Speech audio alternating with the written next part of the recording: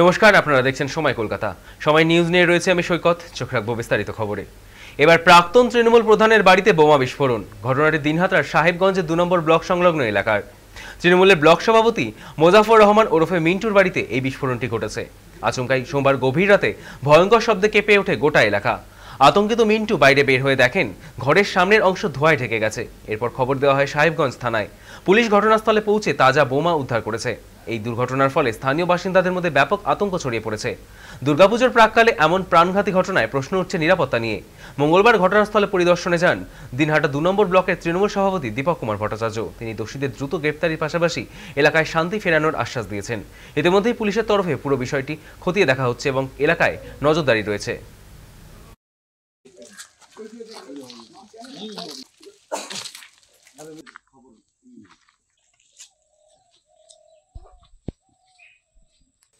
একটা বিকট আওয়াজ পেলাম। আওয়াজ পাওয়ার সঙ্গে বের হয়ে আসলাম। বের হয়ে আসার পর দেখি লাইট নিয়ে বেরোছি। বের হওয়ার পর দেখি এই জায়গাটার মধ্যে প্রচন্ড ধোঁয়া বেরোচ্ছে আর কি। ওই আমের রাস্তার প্রচন্ড ভাবে ধোঁয়া বেরোচ্ছে।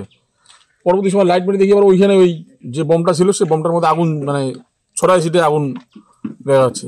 পরে দরজার গেট খুলে বেরোলাম। বেরোয়ার পর দেখি আবার পাশের মধ্যে আর একটা বোমা পড়ে আছে আর কি।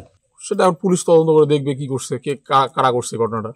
হ্যাঁ, পুলিশ একটা বম নিয়ে গেছিল এবং ফাটাটাও নিয়ে গেছিল এবং যেটা আস্ত ছিল সেটাও নিয়ে গেছিল। গোপগঞ্জ গ্রাম পঞ্চায়েত এলাকায় আমি যতটুকু খবর পাচ্ছি যে প্রায় 3 থেকে 4 জায়গায় রাত্রেবেলা কিছু দুষ্কৃতিকারী কিছু বোমা বিস্ফোরণ করে, মানে মানুষকে আতঙ্ক তৈরি করার জন্য।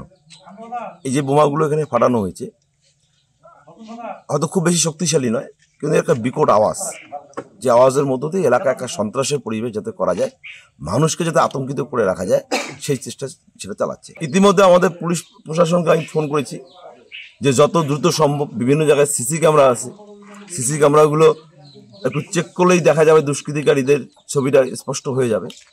আমি পুলিশ প্রশাসনকে বলেছি, সামনে যেহেতু আমাদের বাঙালিদের একটা শ্রেষ্ঠ উৎসব দুর্গোৎসব আছে, আমি পুলিশ প্রশাসনকে বলবো যে যত দ্রুত সম্ভব এই দুষ্কৃতিকারী সে যে দলেরই হোক না কেন তাদেরকে চিহ্নিত করতে হবে, গ্রেপ্তার করতে হবে।